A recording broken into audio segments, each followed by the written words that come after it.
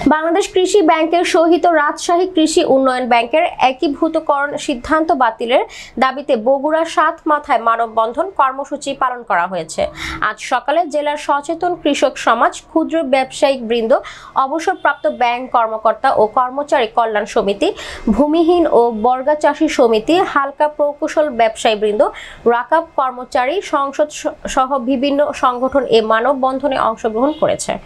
মানববন্ধনে বক্তব্য রাখেন অবসরপ্রাপ্ত কর্মকর্তা কর্মচারী কল্যাণ সমিতির সিনিয়র সহ সভাপতি বীর মুক্তিযোদ্ধা শামসুল হক, সাবেক সহকারী উপমহাব্যবস্থাপক মোজাফফর হোসেন, সাবেক সহকারী উপমহাব্যবস্থাপক মেজবাউর রহমান খান, সাবেক সিনিয়র কর্মকর্তা রেজাউল করিম খান, সমিতির সাধারণ সম্পাদক আব্দুর রহিম, ফারুকুর রহমান ফারুক প্রমুখ। বক্তারা বলেন, রাজশাহী কৃষি উন্নয়ন ব্যাংককে বাংলাদেশ ব্যাংকের সহিত একীভূত করা হলে বড় ঋণ পেতে ঢাকায় যেতে হবে, যা এ অঞ্চলের কৃষি ব্যবসায়ীদের জন্য এক বিড়ম্বনার কারণ হয়ে দাঁড়াবে।